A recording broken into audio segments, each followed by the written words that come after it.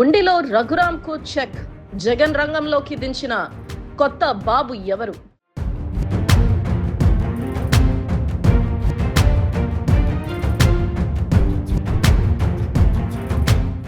AP రాజకీయాల్లో 2024 ఎన్నికల వేడి ఇంకా చల్లారక ముందే అప్పుడే 2029కి పావులు కలుపుతున్నారు మాజీ సీఎం వైఎస్ జగన్.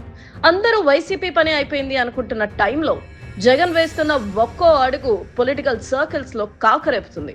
అందులోనూ తన ప్రధాన టార్గెట్ అయిన రఘురామకృష్ణంరాజు ఇలాకాలో జగన్ ఇచ్చిన ఆ ఒక్క ట్విస్ట్ ఇప్పుడు హాట్ టాపిక్ గా మారింది.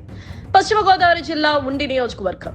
వైసీపీ ఆవిర్భావం నుంచి ఇప్పటి వరకు ఆ పార్టీకి ఒక్కసారి కూడా ఇక్కడ విజయం దక్కలేదు. గత 2 ఎన్నికల్లో పివిఎల్ నరసింహరాజు వైసీపీ నుంచి పోటీ చేసి ఓడిపోయారు. ఇక మొన్నటి 2024 ఎన్నికల్లో ఉండి బరిలో దిగిన రఘురామరాజు ఏకంగా 56,777 ఓట్ల భారీ మెజార్టీతో గెలుపొందారు. మరి ఇలాంటి కంచుకోటను బద్దలు కొట్టడానికి జగన్ ఎంచుకున్న అస్త్రం ఏంటి? ఇక్కడే అసలు ట్విస్ట్ దాగుంది.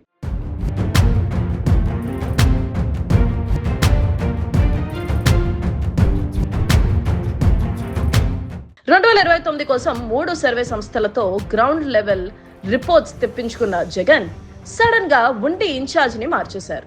ఇన్నాళ్ళు పార్టీ కోసం పనిచేసిన పివిఎల్ నరసింహరాజుకు party political advisory committee member గా ప్రమోషన్ ఇచ్చి పక్కకు తప్పించారు.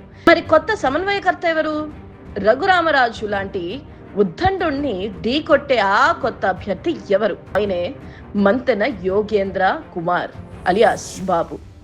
గోదావరి జిల్లాలపైన ఈసారి స్పెషల్ ఫోకస్ పెట్టిన జగన్ కాపు బీసీ నేతలను కలుపుకుపోతూ కొత్త సోషల్ ఇంజనీరింగ్ కి తెరతీశారు. ఒక పక్క రాబోయే రోజుల్లో అసెంబ్లీ నియోజకవర్గాల పునర్విభజన ఖాయమని వినిపిస్తున్న వేళ ఉండి నియోజకవర్గ ముఖ చిత్రం కూడా మారే అవకాశం ఉంది. ఈ లెక్కలన్నీ పక్కగా వేసుకునే మంత్రి యోగేంద్రను జగన్ రంగంలోకి దించారా? ఉండిలో వైసీపీ బోణి కొట్టడానికి జగన్ వేసిన ఈ వ్యూహం వర్కౌట్ అవుతుందా? రఘురాంపై జగన్ ప్రయోగించిన ఈ కొత్త అస్త్రం సక్సెస్ అవుతుందా లేదా కూటమి వేవ్ లో మళ్ళీ కొట్టుకుపోతుందా? కింద కామెంట్ చేయండి.